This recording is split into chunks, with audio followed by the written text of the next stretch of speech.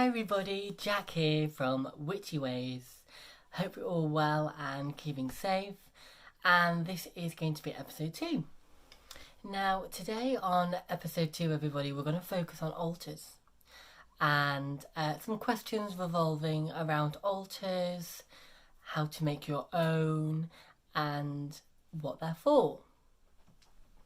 Now, I'm going to do this video in 2 parts because I think if not, I'll be here forever and you won't get to the end of the video, and I obviously want to keep your attention.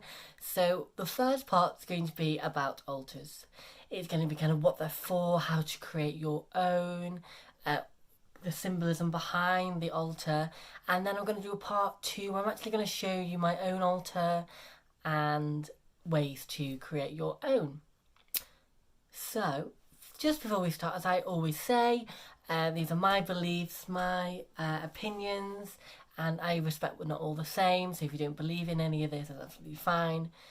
But just to let you know, they're just my opinions and my views. So, let's get ahead with the video. So the first topic we're going to discuss today is what is an altar. Now, an altar is a sacred space that you create yourself, and it contains objects that have a specific meaning to you or a specific meaning to your faith. Now, a lot of faiths have altars. It's not just paganism or Wicca or witchcraft. You can have altars for many, many different religions. But obviously we're just going to focus more on the Wiccan altar. So for me, an altar is a place for calmness, for stillness, for meditation, a place to relax after a long day, to gather my thoughts. But it's also a place for me where I do my ritual work, my spell work, and change it round again in accordance with the wheel of the year. So it's kind of a lot of different things for me.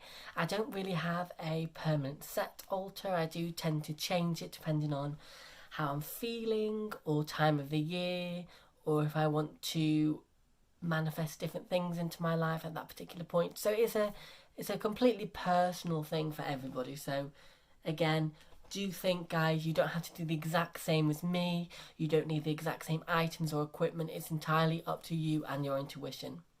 Again, it's all about letting that intuition be your guide. So as I said before, what is an altar for? So an altar is, again, it can be anything from a place you want to meditate, a place you find relaxing. It could be a place where you put all your possessions that you really love and they're very special to you. And they don't have to be witchy Wicca items. They can be things that are personal to you. Photographs of maybe loved ones that have passed on, or pets, or it could be your first ever, just a memory, your first ever, I don't know. Just your first ever item of something that means something to you. I know that doesn't make sense, but bear with. So, so it can be absolutely anything, witchy or non-witchy. Now, can you create one? Yes, you can absolutely create one. And it's a beautiful thing because there's so many things that you can create this altar from.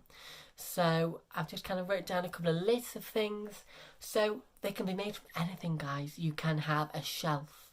It could be inside of a drawer that could maybe be under your bed. It could be inside a shoebox. It could be inside just a normal, maybe a decorative box that you already have at home. It can be on a table. It can be on the top of a chest of drawers like mine. It can be absolutely anywhere. So you don't have to have a certain space. It can be on your windowsill. It can be absolutely anywhere. And you don't have to have a permanent altar.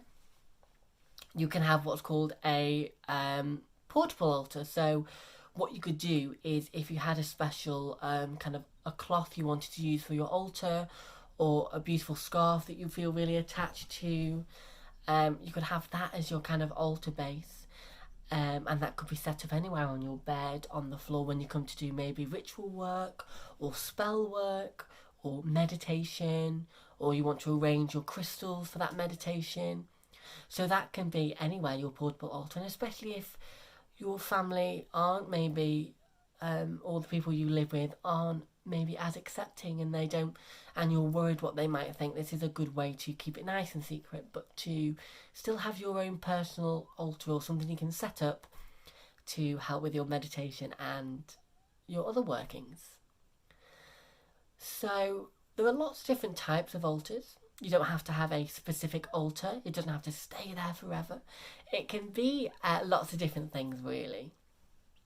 I started out with just a crystal altar when I started to collect my crystals, and one day I just thought, I want to display them. So I made it into a sort of display, and then that kind of grew and grew and grew, and then I found that I wanted an actual separate space for my Wicca items and my sacred things and crystals.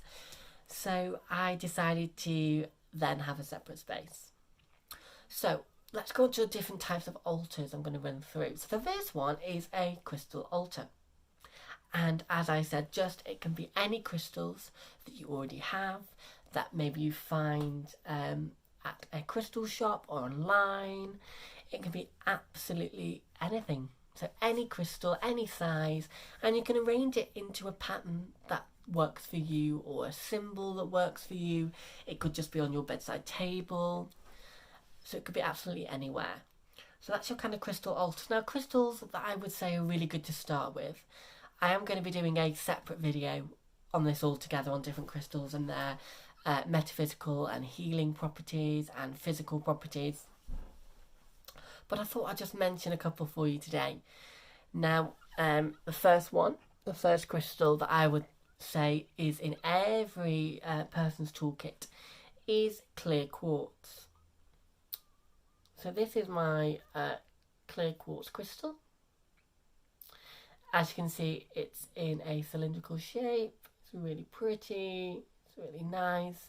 So this is your clear quartz. So this is a really good one to start off with on your altar. It's really good for healing, for enhancing the energies of all the other crystals that you have on your altar. So it kind of turns the volume up on those crystals, if you like. So that's a really good one. Healing, happiness, it enhances energy of things around you. So I'd definitely say clear quartz is a good one to start with. Another good one, guys, is amethyst. So this is my amethyst. As you can see, it's a beautiful deep purple colour. And this is really good for personal growth, spirituality, for inviting calmness and stillness into your space. So a great thing to have around your meditation space, which is really good. What my other one? This is a citrine crystal. So I have this on my altar to bring joy and happiness, but also concentration into my work and my practice. And then the last one that I would recommend you get, guys, kind of the first set of crystals, would be a rose quartz crystal. Now, rose quartz is really good at helping you heal emotionally and physically. It's good for self-love and compassion and really loving yourself. And it's a very calming stone to have. And then the last one, which I haven't got with me right now, I'll show you a bit later, is black tourmaline. Now, black tourmaline is very grounding, it's very centering, and it just brings a shield around the body of protection, so you can feel protected and safe when you do your workings. So they're just a couple of crystals. So we've got the clear quartz, the amethyst, rose quartz, citrine, and black tourmaline. So they can be maybe the first set of crystals that you get for your altar, whether they be tumbled stones that are easily manageable and they're relatively cheap, or it could be things like this, like a kind of rough stone, which I really like the rough stones. So they're my kind of really favourite ones.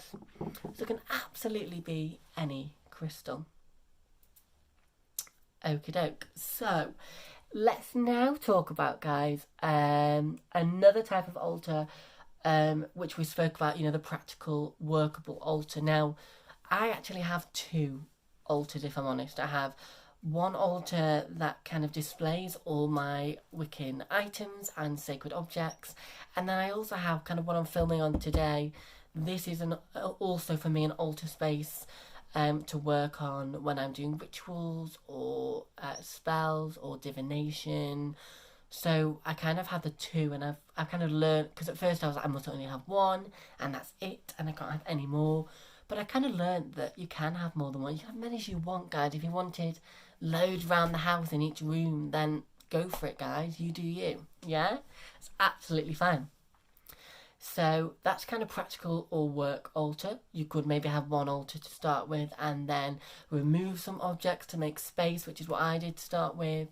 And then I gradually become more confident in my practice and in my intuition. And I have created 2 altars to make it just a bit easier, so I don't have to keep moving things all the time. As you can see, this is my altar behind me, which is set with kind of my crystal ball and my incense and things like that. Again, I'll show you that all later, guys, when we do the bit of a tutorial of how to actually set up your own altar. And the last altar, I've already spoke about the portable altar, that you can kind of hide your things in a drawer or a shoebox away from everybody else, but then bring it out when you feel you want to do some meditation, you want to meditate with your crystals, you want to do any workings or practices, or you want to place it out. And the last one I wanted to speak about, which again is not everybody's cup of tea, it depends what you follow, what path you follow, is a deity altar. Now, I'll slightly touch on this later, but a deity altar is, it can be aimed at a specific deity or many deities that you worship and you like to call upon during your rituals. So again, it can be just made for that. So it can have crystals that relate to that god or goddess, herbs and oils. It can have different little trinkets that you've kind of made into amulets to contain the energy of that day. Excuse me. So yeah, so it can be absolutely anything. So there are a couple of types of altars, and again, if none of those resonate with you, do make your own. Okay, play around with it, get creative. That's the fun part of creating your altar. I love organising the things and getting a feel for it. You know when it's right. You'll go, yeah, I love that. That is right for me at this time. And again, it's like, it is movable. It is interchangeable. Don't think once it's on there, that's it, and you can't move anything. If you think, I don't like that, I'm going to move that over, or move that round, or I fancy, different crystals today, then go for it. It's absolutely your own creation. This is where it's all about being creative, allowing yourself to step outside that box. And again, it's one of the aspects that I really love about Wicca. Nothing's set in stone. If there's a way that you find better that you do it, then that's fine. There's no right or wrong.